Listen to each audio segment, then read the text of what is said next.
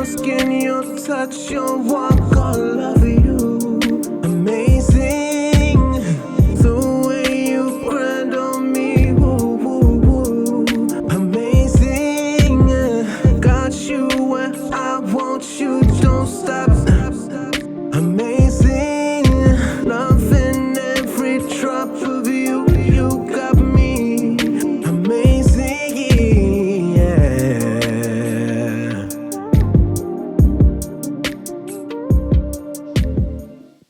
What's good, y'all? It's Jazz, and you are tuned in with In the Mix. Today, I have very talented poet from the Bay, Jazz Diamond, in the building. What's good? What's good? I appreciate that introduction. You know, you didn't even have to come at me like that. What you mean? I gotta put some respect on your name. What you talking about? Got the two jazzes together. Okay. The two jazzes together, right? So how you feeling? Thank you for coming and making some time to chop it up with me today. Of course. You know, I appreciate you, and I appreciate you when the producers actually allowing me to come on on your platform. Of course. You know, to even express, myself, to even, put myself out there. So, I'm blessed. I'm highly favored, and so here we go. Are you I'm ready? excited. You ready? Yep, I'm ready. Okay, so usually when I start my interviews, I like to ask a couple random questions just to get my guest a little more comfortable, break the ice a little bit. But I kind of wanted to do a little different little questionnaire type thing. Go for it. And I want to know about you.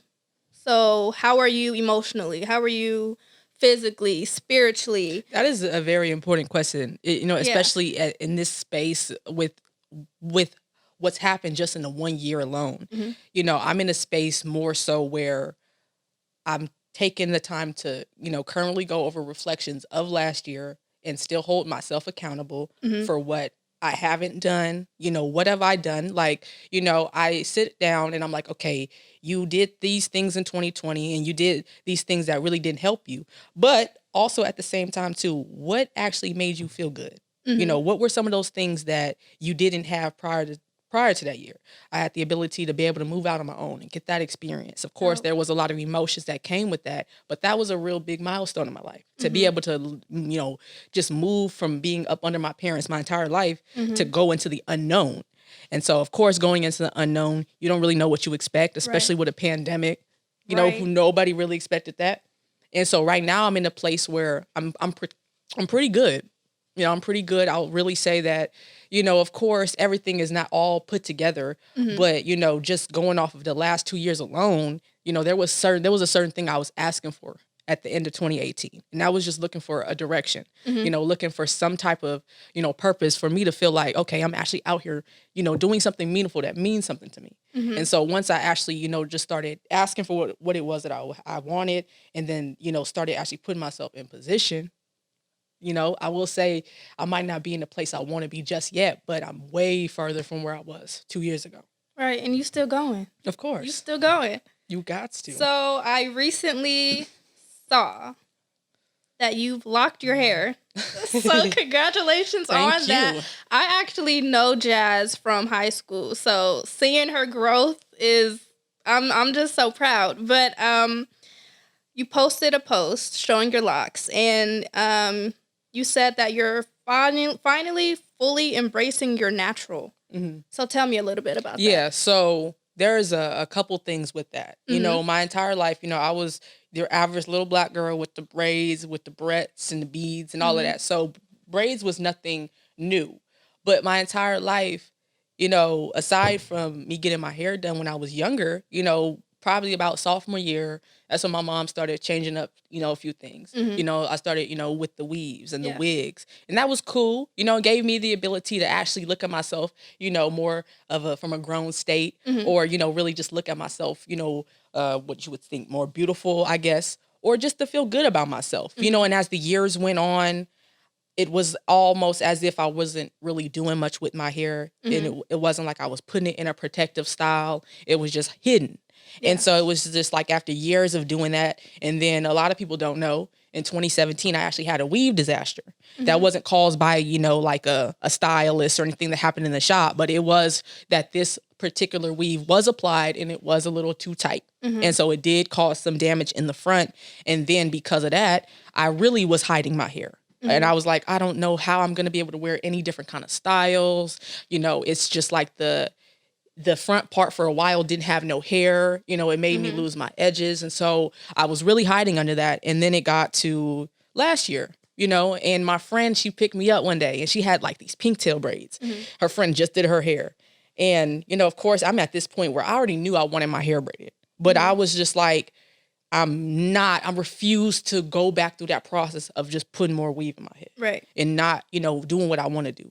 And so once I seen that and I showed her my scar, she said, girl, if you don't go get your hair braided. Right. And so from that point forward, you know, I pretty much went through 2020 with different hairstyles when it came to braids. And then, you know, through that, it also helped me grow my hair out. You know, the hair that's in the front on my sides, that wasn't even there almost a year ago. And so just throughout having the braids and loving the styles with the braids and being able to put it in a ponytail and then have the two pieces in the front. That's how I remember you. You always had your hair laid, but it was always hair added. So when I saw that you locked your hair, I was like, what? Like, that's crazy. Like, what made you want to go on that journey? I already knew it was going to be a journey. And of course I had, you know, part of it was me seeing different lock styles, but it really was like just what I was doing with the braids. You know, it's similar, but they're not the same technically, but you can still, just like with the locks, you can create different styles. Right. And I just liked how the styles that I was creating, because the way I was with the braids last year, I never was like that when I was younger, you know, just in that headspace and that mind space of, you know, just the style in general, not just with the hair, but just how I carry myself all together. So after, you know, letting my hair grow out and everything, I was like, okay, the braids is cool, but they getting kind of basic. And so I kind of want to do something else with my hair. And this is what also really made it. I got to a point where I knew I was going to be growing as an individual. Right. And I said, okay, if you're going to grow, if you're going to see yourself as this certain, as a certain individual, and also in a, you know, a kind of, you know, a certain kind of relationship, it's going to start, before any of that begins, it's going to start with this. Organically. It's going to start with their hair. Right. You cannot be in, you know, trying to operate a certain way about life and in these relationships if you're not even comfortable about your hair. Right. And so that is where that really came into play. And then that's when I started doing the braids. So now here we are, you know, a year into it, where we're seeing, you know, we're not even like a month into it yet. We've only a couple weeks in, and we already seeing. I'm like, okay, this is definitely a journey. This is definitely natural hair is a journey. Period. Yes. Period. But So, I'm prepared though. Good.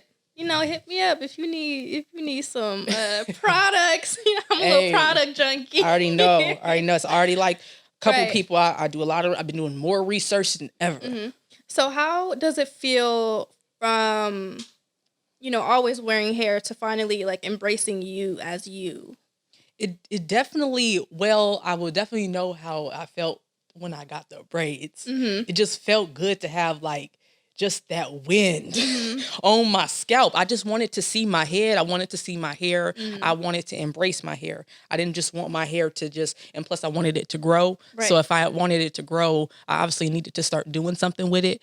So it made me feel, especially now, I feel like, you know, people gonna have their opinions whether you sit here and go natural or you sit here and wear weaves. Right. But I know for me, I know how I felt for all those years that I was doing it.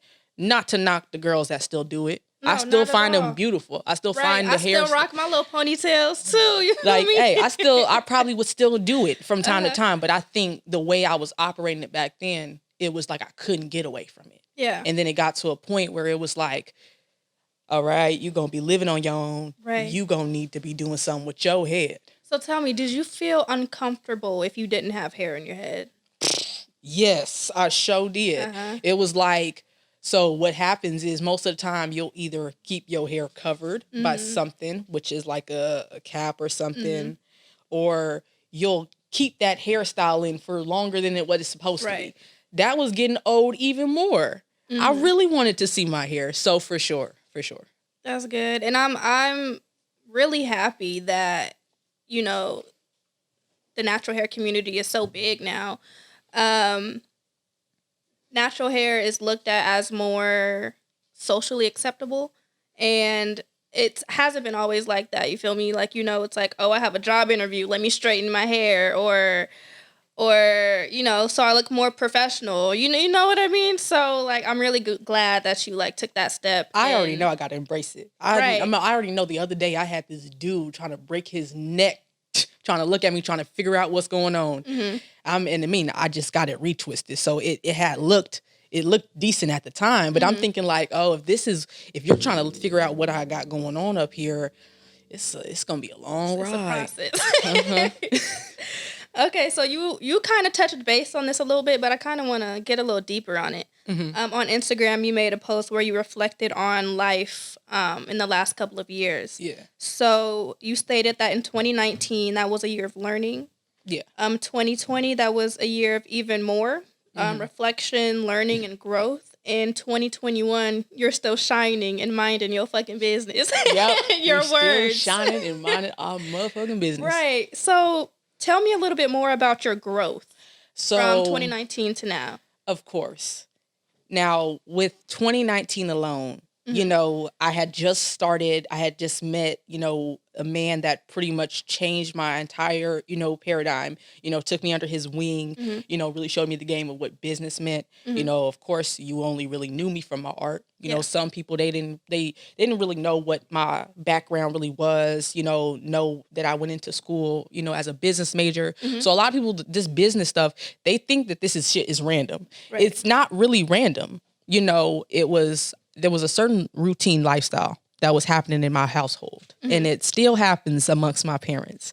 And so what that routine lifestyle is, I'm sure you're familiar with it. Your parents, they go to work, take you to school, come home, cook, clean, and repeat that. Right. And so over the years from me being a kid, you know, I was like, okay, what is that? I don't know what this is, but if this is what my life is supposed to be surrounded by when I grow up and have kids myself, this shit look boring. Yeah. It looked boring and tiring. And as an Aries, I'm not with the routines. If it's not something that's going to help me grow or something I really want to do, the routine is really out. Right. And so, of course, you know, 2019 coming, and there was a lot I had to unlearn. I learned even much more when I came into 2020 because I had just moved out, and then I was surrounded with the people I was living with. I'd been surrounded with them from 2019, and you know, me and my family, we weren't really seeing eye to eye, and so that played a big factor in why I left. Yeah. And so there was a lot that I learned when I got in that space. Like, oh, this is really what you want, huh? When you get in them four walls and you say you want to be grown until responsibilities hit. Till them bills hit. You know, and the first 3 months was pretty rough. And so, you know, after taking the time to just adjust and be in survival mode, there was a lot that I had to unlearn. You know, there was a lot that I had to be accountable for. There was a lot that I realized with other individuals, like, okay, you're this age and they might be older than you, but their headspace of what priorities and responsibilities should be ain't where it need to be. So it's more so of like, all right, you have the decision of you can either keep this place and let it drive you crazy, or you can do something about it. And so, you know, that is what I'll say, like, the growth within the last 2 years, just having a better understanding of, like, there were certain things in 2019 that if 2020 didn't come, if it didn't happen the way it happened, I probably would still be repeating some of them same things. Right. Not having, like we were saying earlier, like being able to manage emotions so you're not spazzing out at everything that's happening, you know, minding your business. Like, I can't control what other things are happening around me. I can't control, you know, the decisions that people make, but I can control how I handle my own situations, what I put myself in. Yeah, how I respond to it, you know, react to it. Yeah, and all of that plays a very big factor, for sure. I'm so proud of you. You're so grown. So, of course, like I said, I'm really glad I got you in this space to talk about your art. So now we're going into your art, of course. I've been a fan of you for a long time. Let's see, I met you 2012. To be honest, you probably don't remember, but I remember you from Edendale. You went to Edendale, right? Yeah, you went to Edendale? I did. I only went to Edendale my first 2 years. I went there 6th and 7th. So By the time you came in, I had only met you when you was in 6th grade. So by the time you came to EBA, you probably didn't remember my face. I did not know. Yeah, my mama, she stayed asking about you. Are you serious? Every year for expressions. Is that girl dancing? Yes, she is. Oh, Jazz could dance. Jazz could get Is she dancing? Because she knew you was going to, they'd always come to the show and she knew who you was because she remembered you from Edendale. And I used to think that was so crazy. I'm bringing the dancing back soon. But anyway, you went to Edendale? I did. That's crazy. I did not. So I'm familiar that. I'm familiar of you for a long time. That's crazy. Yeah. Damn, I need to look in the yearbooks. I had the yearbook for 7th grade, and somebody actually stole it. They stole the yearbook that didn't even belong to them. They didn't even go there. They wasn't even a kid. She doesn't even go here. Right. I'm like, all right, do what you gonna do. That's crazy. Well, I've been familiar with your art from like 2012. Yeah. I guess we didn't meet at East Bay Arts High School. I guess we met at Edendale Middle School. So hey girl, hey. Damn, I'm kind of blown. No, because you went to the after school program, right? I did. See, that's what I remember you from. Oh my God. Okay, so what made me a fan of your writing is not only your truth that you speak, but it's how you deliver it. Mm-hmm. You have your presence on stage, like you command like ears. Like the way you deliver, the way you carry yourself, like no one's on their phone. No one is having side conversations. Everyone is listening to you. Like you're super powerful. So when and how did you begin writing? Yes. So appreciate you for your words. Mm-hmm. It's been a long journey. Mm-hmm. And there's been so much, but how I got started. And it also plays a factor in how the name Jazz Diamond came about. Mm-hmm. And so it's actually creeping up on about almost 10 years, I would say. And so how I got into writing, I started rapping first. Mm-hmm. And at the time, I'll actually go into that story a little bit. So this was freshman year. Mm-hmm. And I remember, I don't know if you remember him. He went by P. Reed. And he was in a duo at the school. And what's his name? Aaron. Shit, I don't remember nobody. Hey, listen. Wait, what was the other dude? His name was Mike. Oh, girl, I don't know.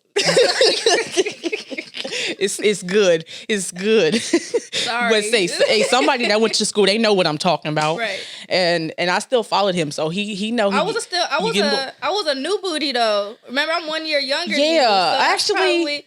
Yeah, you probably wasn't around yet. Right. You probably wasn't around yet. But yeah, actually, I was never excited originally to go to East Bay Arts. Mm-hmm. I really wanted to go to SOZ because I lived close. I was like, the majority of people that went to Edendale, they go into SLZ, right. And I'm trying to be in that. My sister went into SLZ, so it should kind of be like, and my brother did. So we all would have been following after each other, but I was the only one that separated. Mm-hmm. And so I'm not mad for that years later, because I would have never actually discovered my talent. Right. It's one thing for you not to think you have talent, but not to discover it yet. Right. And so, of course, this first day, I remember I seen the dude. And off tops, I knew he wasn't a new student. Mm-hmm. I knew he was a senior by how he walked in. He had a certain demeanor. He had no backpack. You could tell he had friends. I'm like, oh, so you think you... in the back, in the back you think you running shit. Okay. I want to know who you are. And mind you, like I said, I was not excited about going to the school at first. And then I remember I seen some familiar faces. And I was like, that kind of, put my guard down a little bit. Okay, let me see how this go for the first week. Let me really see how this go for the first week. Mm-hmm. And, I was really still trying to figure out who this dude is. Aside from all of that, I'm still trying to figure out who that is, because I see you in the hallway all the time. So I don't even remember how I did it. I actually got his Facebook, and we started chopping it up a little bit. And, I'm lying, talking about our rapping to a song does not make you a rapper. Right. But I'm lying because I need a way to get in the conversation. Uh-huh. So we talking, a little bit. So I see him the next day in the hallway, and I'm like, hey, that was me, right? So, we only had one class, multimedia, where they dealing with the Pro Tools and all that shit, and the Studio A and Studio B. Mm-hmm. And so the class was cool. we became pretty close through that class, just for that 1 year, even though there was like other energies throwing shit off from time to time. But, when you don't know no better, you just letting whatever happen. And so at this point, through being in that class and us getting closer, I'm like, all right, if I'm going to start, I actually started freestyling. I was practicing freestyling, and it got to a point with that where I was like, all right, I'm going to take it a little bit serious. Like I was really practicing, pulling up these instrumentals, practicing to them. No matter how terrible the shit sounded, right. I was still going to practice. So I got to a point where I'm like, all right, if we going to do this, we need a name. Dead ass. We need a name. We need something we're going to go by if we're going to do this, and it's going to be known around school. So this is a real life story. I went on Google. I typed in my real name, and they gave me 2 options. Now, mind you, this is 2011. The options that they had gave me was either Jazz Diamond or Yo-Yo Lambo. Now, of course, Yo-Yo Lambo, that can work today. Right. Yo-Yo Lambo can work today. 2011, I was crazy as hell if I thought I was going to go around school calling myself that and think anybody was going to take that serious. It felt weird to even call myself Jazz at the time, which is why it's probably weird for you to call me Jazz. It is, because I don't know you by Jazz. And so I didn't start using Jazz really until like a couple years ago for more serious purposes. And so like leading into sophomore year, I actually had fell off from the rapping, but I still kind of was like holding on to some part of it. And so that's when I started getting into poetry. And for this expressions that particular year, I was in like the what they consider it like maybe like the digital part of because you got your dancers, you got your singers, you got the people that draw, and you got the digital creators. I was in the mix between the art, the drawing, and the digital create because I was creating something. I wasn't actually performing at this point. So I actually did like that first piece for that expression. So that was like 2012. And so that's kind of when I started writing. Of course, like at that point, it didn't like, I was still freshly new, so it didn't win Best of Expressions and stuff like that. But I remember the following year for Expressions, I was still writing at this point. At that point, I was pretty heavy into it. But I was like, I kind of want to do something different for this Expressions. And I kind of want to do something that's going to stand out because I noticed because it's going to stand out. And so being that I was already like, I had been known to be a shy person my entire life. Like when I mean shy, I mean like what you doing right now, you can't do that. You couldn't do that to the young me. All of that looking and staring, like I didn't like that. And so to see that I had, came up with some idea in my mind that I'm like, all right, let's see what it's like if we just get on stage and just say these words. Because what I'm writing is pretty deep. I'm more of a storyteller through my pieces. I just write what I'm going through. And I know people relate to it. So how can it feel, or what would it feel like if I actually performed it? Right. And so not really knowing what was going to happen or nothing like that. But I do remember how I felt in the dress rehearsals when I performed it for the first time. And I seen the reactions I got off of that. And just the dress rehearsal, that was it. That was it. Even before I actually got up there in front of like the real crowd and did the real thing, I knew that this is my passion. This is what I want to create off of. This is what I want to do. Of course, over the years, there's been some adjustments with it, but that has never really went anywhere. I still go around calling myself an artist no matter what anybody thinks. Right, off top. For sure. So just to clarify what Expressions is, we went to East Bay Arts High School, and it was an art school. Obviously. Even though they tried to like make it more academic. Right. Like how you gonna take art out of art school? Right. But basically we had this event every year where we would showcase our art. For example, I danced and choreographed, so I danced. Jazz, she did poetry and she would perform that. We would have singers, rappers, artists who paints. And basically we showcase it to the school, and then they pick best of expressions. So what that is, the best artists from that year. And I remember one expression, I don't remember what year it was. It had to be my senior year if you're talking about this one. I don't know. Because you got a few performances that like really got me. But I remember we were like in the same set. I think we were performing in the morning or the afternoon, something like that. And we were in the back room you know, all the performers Yep. at the time in the back room, and you performed before me. So you were getting on stage, and I'm all like, I'm not about to miss this. Like, I remember sneaking out of the back room and like peeking and watching before it was my time to go. Cause like when you perform, like you can't miss it. You cannot miss it, or else you gonna miss like everything. Like you can't. So from watching you perform, you speak a lot about being comfortable in your skin as a Black woman. Mm-hmm. But then you also speak about the insecurities you've troubled with as well. So tell me a little bit about that. Like, has your writing like helped you get over that? Of course. So what's played a factor in that for sure is having, I think for myself, because when I was younger, well, basically my whole life I had dealt with my weight. It really wasn't like a big issue, because it got to a point where I was like, well, obviously this is what it's going to be. And this was like in high school. It was like, okay, well, this is what it's going to be.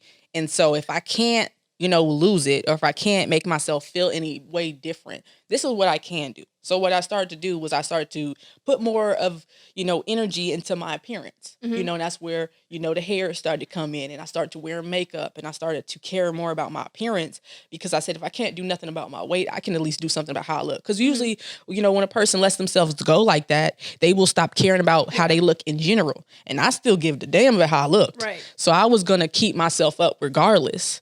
And so that's definitely played a very big factor, and I still keep implementing that stuff today. You know, just keep, because obviously I have a version of myself that I see. There's obviously a certain look, a certain style, but I have to keep, you know, improving myself to be able to get there.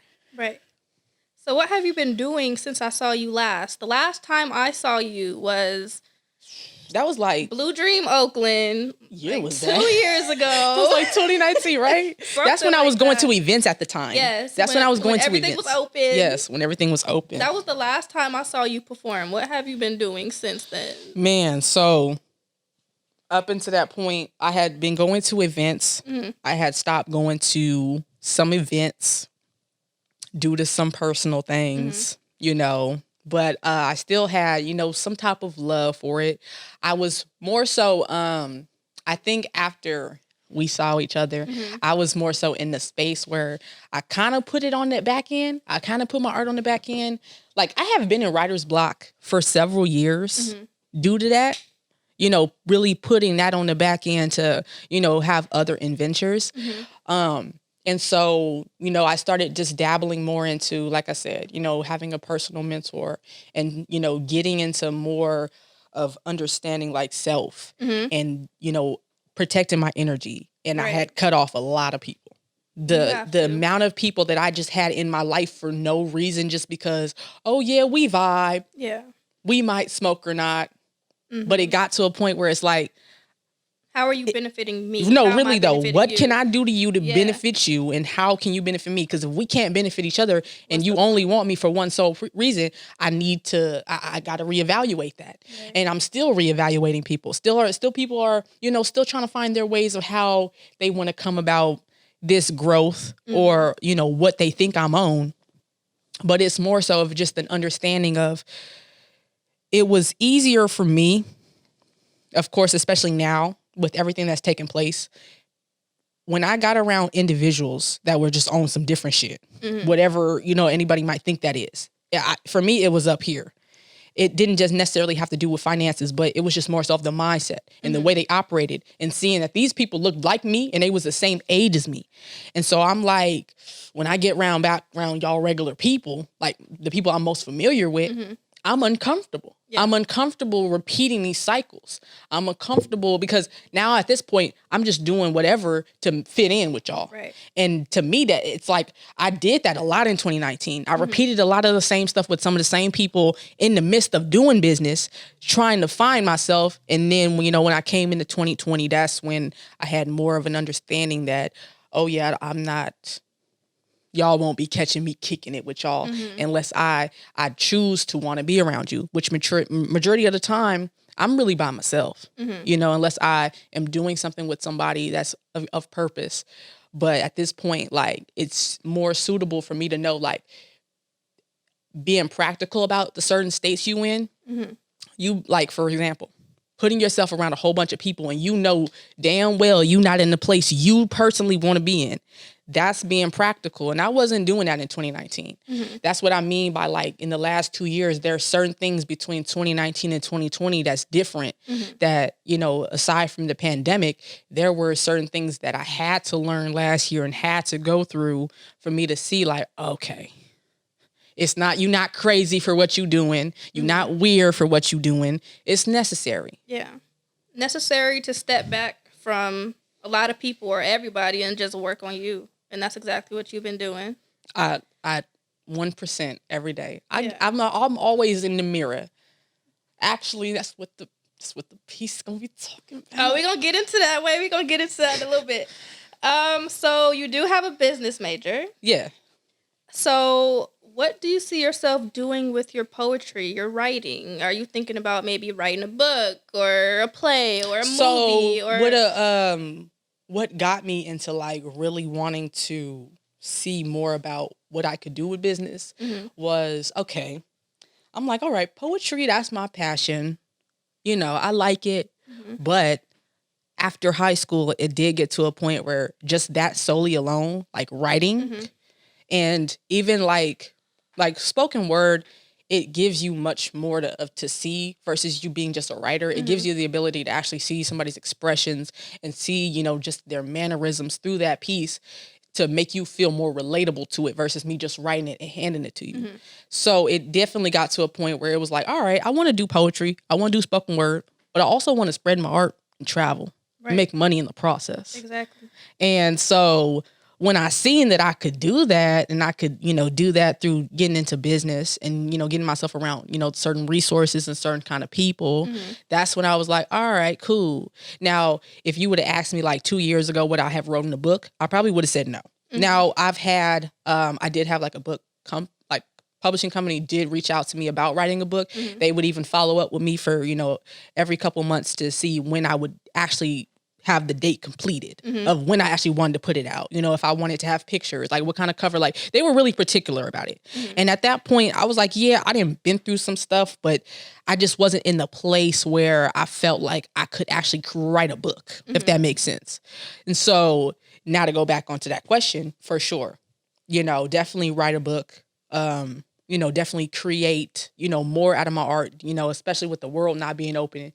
I'm just like, okay, you got the time. No, really though. But no, not even with the world not even open. I'm like, okay, so can I still spread my art and travel in the ways that I wanted to before? So I'm still, you know, finding different ways of incorporating it. You know what would be dope? Tell me. You know what would be dope? Like, all right, check this out, right? Like, get some actors together and like have them reenact like something while you in the background just flowing. You feel me? You like, know, we I need thought to get about that together. and I also thought about too, because like I said, like the poetry got kind of boring. And so I was like, would it be cool? Like would it would sound like if it was behind a beat or something, you know? So I thought about that too. Some type of visual or something. Yeah. For sure. We'll talk about it. We'll talk. Both them ideas, I like that. Especially that acting. Okay. Having people interact. I've seen that so much and I used to think about how I could do that. For sure. Let's talk. Oh yeah. Let's make it happen. So I've been gassing you up this whole interview. I've been bragging about you this whole interview. So of course you got to spit something for me. I got you you. have to say a piece for me. So this piece is I'm gonna read off my phone because I actually just did it. I had to do something. I had to do something. A new piece? Yeah. I had to do something. Jazz get a new piece? For you. I had to do something new for you because this is more so like a note to self. Okay. But it can still, help somebody else out there, right? So it's called mirrors, right? Mirrors. Broken mirrors, black mirrors, smoking mirrors could potentially lead you to a broken sight. Broken sights to a solid future, a solid relationship, life experiences. See, what those walls and mirrors don't show you is they both come with eyes and ears, same time consistently filling you with both truths and lies. I once heard I could not love anyone else first until I first loved thyself. When I think of courage, I look back at the past 2 years alone. I've always told my perspective of what life should really be, the life values and what they should be. But what should I really be focused on? For a while, I was really intrigued in understanding the pros and cons, or at least the important components that make up a relationship, the success, and just the way about going about life in general. But as I get deeper into those subjects, I learned that I seen myself just creating some fear of leading towards loneliness and isolation. It's a real sensitive topic to really sit here and feel like an expert at this age, but I would rather know now than have things happen in the future and really not know how to handle them. Looking back, I now realize that every rejection and heartbreak has made me a better person, better writer, hold myself accountable for things I know I have control over. As much as it may cause me pain from time to time, I continue to embrace I need every step. The step back to learn from what hurts and let God be better for my future, myself, stronger for my road ahead. You've got many people depending on you. Sincerely, your future self, JD. Oh my God. Now I know it's kind of. I know y'all in the background, but y'all need to snap too. Hey, I'm gonna redo it, and I'm gonna definitely post it on my IG, so that way you can like get another grasp of what I'm saying. But it's mirrors. It's a reflection. So I asked you if you could say something for me last night. You wrote that last night? I did. See, talent. See, I actually did. I told myself I was not going to come up in here. And I was like, hey, can you like have something ready? Or like, can you like, spit one of your old pieces? And she was like, fuck that. I'm about to write a new one. I said, oh, you got an assignment for me? Oh, yeah. You got an assignment for me? Of course. I already knew I was coming here like, you don't understand. I was in the car writing this on my phone. Like I had it written down already. And I was like, I'm not going in there spitting something that's already been heard. Right. I'm about to spit something new from the dome. So I appreciate that. It's all good. Talent. Talented. All right, so it was a pleasure speaking with you. Man, it went by that fast. It did. Go ahead and look in that camera and shout yourself out. Man, listen, my name is Jazz. I'm Jazz Diamond from the Bay Area. You can find me on my socials. I really only be on Instagram, so that you can find me at Jazz with 1 Z, like the genre, Jazz Diamond. You can find me on my Instagram. If you want to, find me on Twitter or Snapchat, you can under the same name, Jazz Diamond. But hey, I appreciate, you and your producers allowing me. Look at all these Black people in this room. Right. Look at the man over there on the camera too. And so, yeah, I appreciate you. I like what you got going on. Thank you. The simple fact that somebody reached out to you and you being a dancer and seeing this, like, I know that has to be like an amazing feeling to even, look at that and then to see this. Like, did y'all see this? Here, like, right. I didn't even see this till I sat down. I was like, oh yeah, it's official. Right. So yeah, thank you so much. And of course, I got to shout myself and my team out as well. Go ahead and follow me on Instagram at Jazzy Neely, JAZZYNEELY. And go ahead and follow the producers of this show, Static Studios 209 on Instagram. And I'll catch y'all on the next episode.